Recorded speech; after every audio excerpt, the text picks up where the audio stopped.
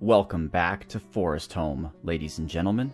I'm Marcus Aurelius, and this is Dwarf Fortress version 0.43, and we are under attack. The Ettin Kema Elabiti Ayakamela has come, a giant humanoid monster with 2 heads. And the game is just bugging out like crazy, ladies and gentlemen. Unfortunately, both of our 2 dwarves, who in the last episode, if you'll recall, died and were drained of all fluids, they have lost their nicknames. Now, their actual tombs that they're buried in have their correct nicknames, but the slabs only have their original dwarven names. I don't know what happened to cause this or what, but it is what it is. And, why is that slab brown? Where did I even get sandstone? There's not even any sandstone here, but that's my bad. I just told them to make slabs, and I didn't focus on what it was. But okay, you're lucky. Whoever this is, they get a beautiful sandstone slab. And this is a masterful sandstone memorial to Shem Agdaran, created by Felix the Viking. The slab reads, "In memory of Shem." So you can see here, this is all Shem, born 101, drained of blood by the dwarf vampire Vamp Vamperson, Rosy Boot, the cradled brains of execution. Yeah, that's an appropriate title for that guy. In the year 166, at 1 with light yellow diamond. So you might be like, alright Marcus, that's great and all, but who is Shem?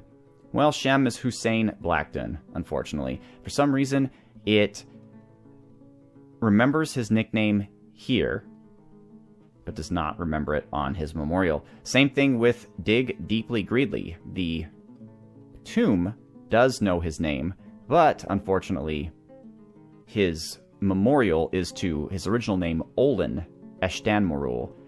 Masterful memorial by Felix the Viking, in memory of Olin Eshtanmorul, born 94, drained of blood by the dwarf vampire Vamp Vamperson, blah blah blah blah blah, in the year 166, at 1 with Stibnite. So I'm kind of bummed out about this. I don't know what's causing all this bugginess, but... So the next thing I tried to do, because we had way too many visitors. If you look here, we have 72 visitors, and I'm getting tired of it, and the merchants kept fleeing. Like, the dwarves came, finally, and I was like, yes, I can get some more drinks, maybe I can get some zinc, life's gonna be good, right? And they just turned around and went home. No explanation, no, the merchants were scared, they didn't fight anything, they just turned around and went home. So I'm trying a couple things. I got rid of the trade depot. I'm trying to get everything that was there put back to somewhere. I'm dumping it all currently, but then it's all gonna go somewhere. But you might notice here that our tavern is a bit empty. Well, I attempted to close down the tavern to only citizens and long-term residents to get rid of some of these visitors. However, the visitors are quite persistent and would not leave. So then they all immediately filed over to our library, where they all just kind of hung out. And the scholars were pissed. They were trying to read and learn. And meanwhile, there's this gaggle of bards and poets and dancers showing up, all inebriated, just making a mess of everything. So I was like, oh man. So I went and I restricted everything. The library, all the temples, the taverns, everything to citizens and long-term residents only, thinking finally, right? Finally, all these bards and poets and dancers and consorts and whatnots will leave. Unfortunately, they did not. So now they're all just kind of milling about. As you can see here, up around here, a lot of them are really, really enjoying our crypt. They're having a really good time looking at the memorials and tombs to all of our fallen heroes, which I suppose is respectful enough, and I'm willing to put up with that. You'll also notice here that I've built, I believe it's quickly referred to as a shit ton of copper statues all up and down the main drag here. I didn't want to go too crazy. In fact, I honestly don't like that these 3 are a different horizontal area than these ones, but that's kind of how it works here, right? This building here with my brewery kind of pumps out. So yeah, I was going to put some more like going this direction, but then I was like, okay, well, do I put it in the middle or do I put it so it lines up with this one? And it just didn't look good in my mind. So maybe I'll put some around here.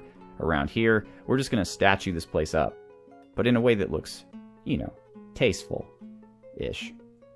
What else? I put a statue here, and I turned this into a statue garden. So hopefully some of our dwarves on their time off will come here in this beautiful little area and hang out in the sunlight, which will hopefully cause them to not have sun sickness. Alright, who are you? Leipter, I'm going to need you not to do that. Is anybody outside? I don't think so. Okay, so first off, we've done this before. This is nothing new here. We're going to go to alerts. We're going to go to danger for our civilians. And we're going to go to... Well, let's just, for right now, let's just release Vamp. Because I was going to say let's close the front gate.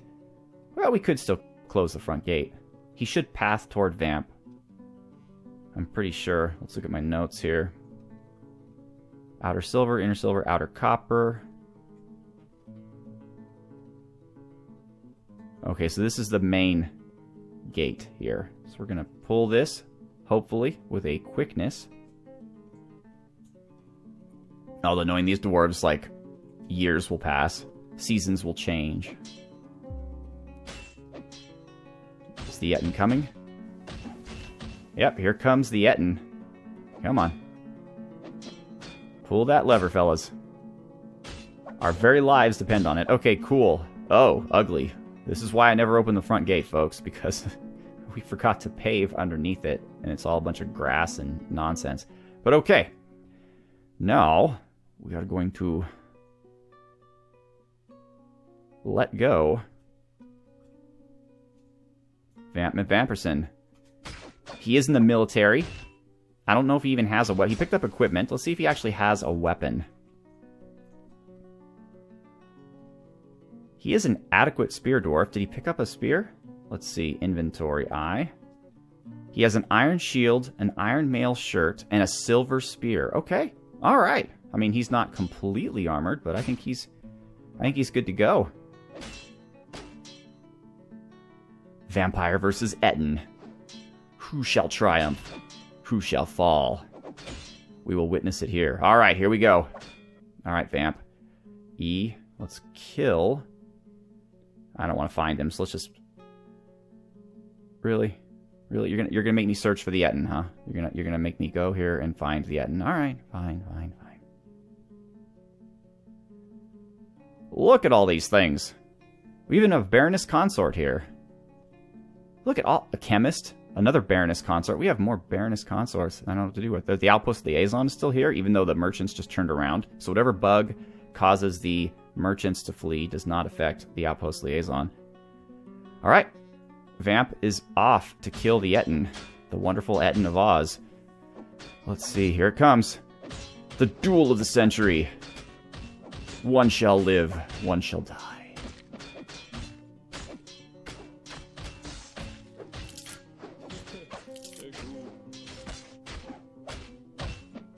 Blood spattered everywhere. The epic duel.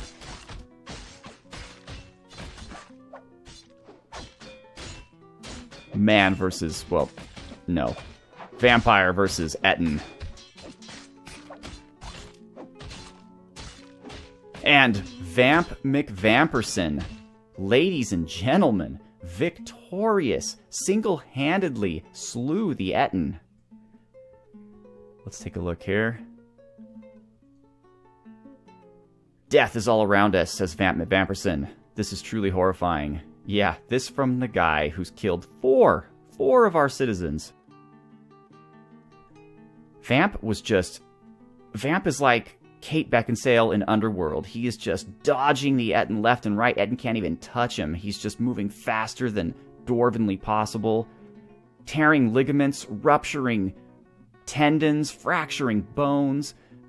Vampire stabs the Ettin in the upper body with his silver spear, tearing the muscle and tearing the heart. Oh my, oh my. Vamp is pretty solid. Vampire stabs the Ettin in the left lower leg with his silver spear, fracturing the bone. The Ettin just keeps missing. The Ettin attacks the vampire, but he scrambles away. The Ettin attacks the vampire, but he rolls away. So Vamp is like the Witcher, right? Like Geralt in The Witcher. He's like pirouetting, the Ettin's slamming down his big club or whatever, and Vamp is like, no way, man. I've improved my dodging. That was very satisfying. Just making a fool of him. Just flipping, doing backflips, and... Let's see, the silver spear is lodged firmly in the wound. The vampire pulls on the embedded silver spear. The Ettin is having trouble breathing. Look at that. Look at that. Look at that. All right, Vamp. Let's see. How you doing? You're blinking. Is that good or bad? Let's see. Well, he does have blood. His own blood all over himself. I hope that doesn't lead to more vampires being created. I know that Werebeast... I don't know. Was Werebeast blood contagious? I should probably do a quick little Dwarf DF hack cleaning thing here. But let's just take a look here. Let's look at his wounds. His right upper arm is pretty messed up. All right, let's get the full details here. Ability to stand, lost. Ability to grasp, somewhat impaired. Those injuries, begone, fear. Oh man, he's afraid after experiencing trauma. He is horrified after seeing the Ettin Kema quest torches, the bold fragrances die. Why would you be horrified seeing the creature that you are fighting in a duel to the death die? You should be, like, thrilled. You're triumphant. He is shaken after suffering a major injury. He feels satisfied upon improving fighting. He feels satisfied upon improving wrestling. He is disgusted after being nauseated by the sun. Yeah, that happens. He felt humiliated to be uncovered. Holy moly. He's a former member of everything. He is 109 years old. His right lower leg is cut open. His right lower leg is bruised. His left upper leg is mangled beyond recognition. His right upper arm is mangled beyond recognition. His left lower leg is cut open.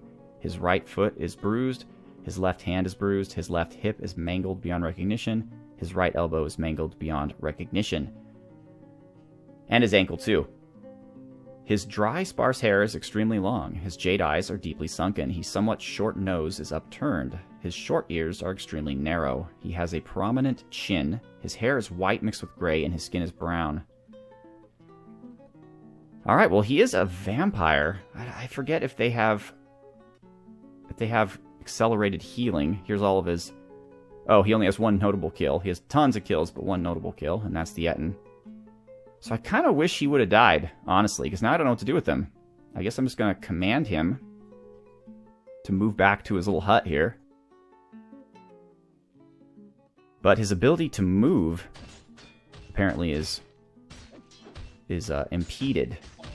So what will happen if I open this gate, ladies and gentlemen, is that our dwarves, in a fit of brotherhood, will come out and try to carry Vamp to the hospital. And as soon as Vamp, of course, gets better, he'll proceed to murder more of our citizens. We don't want that to happen. So while he is kind of a hero, slaying an Ettin, I'd like him to get better, such that he can get back into his little hut there. That would be ideal. That would be ideal. And then there's just poet nonsense running around here, just milling about because they can't get out. I guess we could open the gate. As long as our citizens are set for danger, it's not going to... Yeah, so much for that do it now command on the levers. I mean, that just means do it in 5 minutes instead of 10. But, alright, come on, Vamp. Just get better, man. Get better enough so that you can get back into your hut. This is no good. Blood all over the place. Vomit. Along with some walnuts and larch needles. And seed cones. Oh, that's nice. Come on. Open that gate. I'm pretty sure the dwarves will not break the quarantine in order to rescue Vamp. But we'll see. Alright, gate's open. So now at least the poets and whatnot can leave. What's your problem, dude? Catton? We don't know what your problem is? Oh, you're dizzy. Dizzy. A dizzy bard.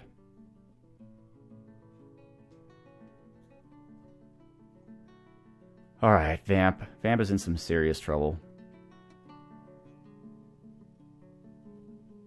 It's his left upper leg, really, is where things start getting a little messy.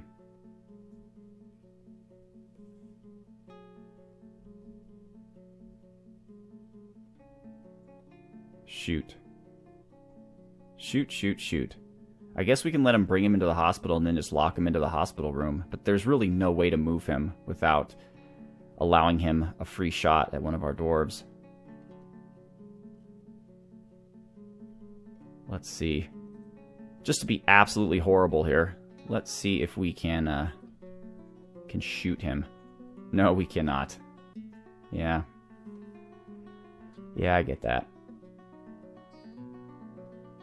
Oh, shoot, I gotta lift the quarantine because they're not emptying out the merchants area. Or I could just add it to the burrow, I suppose. Inner wall. Define this burrow. Let's I mean, enemies never really get this far anyway, so I'm not too worried about it. Okay, now it's added to the burrow, so theoretically our dwarves should be able to go and... Oh, we're losing a scholar. Great, all the poets and bards and dancers and consorts are still here, but we're losing the chemist. What are you carrying, sir? What is that in your hand? Foundations of the Farm.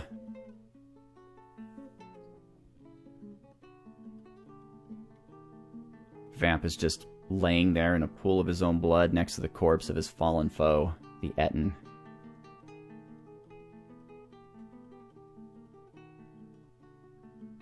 Do vampires have blood? I know these are silly questions. Yeah, he does, because there's blood splattered everywhere. What I meant to say is, do they bleed? Tell me, do you bleed? No, but what I mean is he going to eventually bleed out and die? Or is he just going to sit there mangled beyond all recognition forever, like a tourist attraction? Like, off to your left, you'll see the corpse, or the mangled body of Vamperson. Vamp slew many creatures in his day, but now is unable to move. Yeah, I know. Bad times. But they are emptying out the former trade area, so that's good. That's good. Good work, guys. Way to make it happen. Our mist generator, still functioning absolutely perfectly. No water is spilled. Nothing has gone wrong. Again, I'm a little brokenhearted that the only way I was able to actually make it work was through exploiting a bug. But if it actually gets you the results you want, I guess that's okay. Now, if Toady did something like fixed the bug without fixing the problems that made the bug useful in the first place, then that would be kind of sad. But, alright, Vamp. You're not getting any better. Eventually they're going to turn into scars. I mean, it happens all the time for our other dwarves. So, I mean, we'll just see here. If he were to just, like, bleed out or die, I mean, I'm not gonna shed too many tears, but I don't like not allowing my dwarves to leave the fortress. So there really, I guess, is nothing out there that we absolutely must have at this juncture. There's our little... And I was going to get so many llamas and alpacas from the dwarves, the traders, and they didn't stop. They didn't stop long enough to let me purchase all those dwarves. All those dwarves. No, no, no. We do not support slavery here in Foresthome. All those llamas and alpacas and sheep. And we're losing another scholar, of course. Of course we would be. Who are you? You're the Kel Likot Gomath, the Baroness Consort. Oh, so you're like... You're not a stupid Baroness Consort. You're like a valuable, educated, scholarly Baroness Consort. What's your book? Let's see what your book's about. It's a Pyrolusite-bound codex. How interesting. And what? It's a book! No kidding. Some books contain the secrets of life and death. Does this one? Let's see. This is a Pyrolusite-bound codex. It is encircled with bands of superior quality giant skunk bone. This object menaces with spikes of paradise nutwood and gabbro. The written portion consists of a one-page guide entitled Master of the Farm, authored by Keck Contest Stand. It concerns the hamlet, hopeful tributes, and the writing has a very serious tone, yet it is quite self-indulgent overall, and the prose is amateurish at best. Okay. So that's 2 copies of the same book, I guess, that are leaving the fortress. Alright. That is something. That is something. And he's gone now. Meanwhile, Vamperson Still just passed out on the ground. Alright, ladies and gentlemen, well, we're not going to do a dwarf profile today since Vamp McVamperson was kind of our dwarf profile. But once again, I am Marcus Aurelius, and I'd like to thank you very much for watching. Have a good one.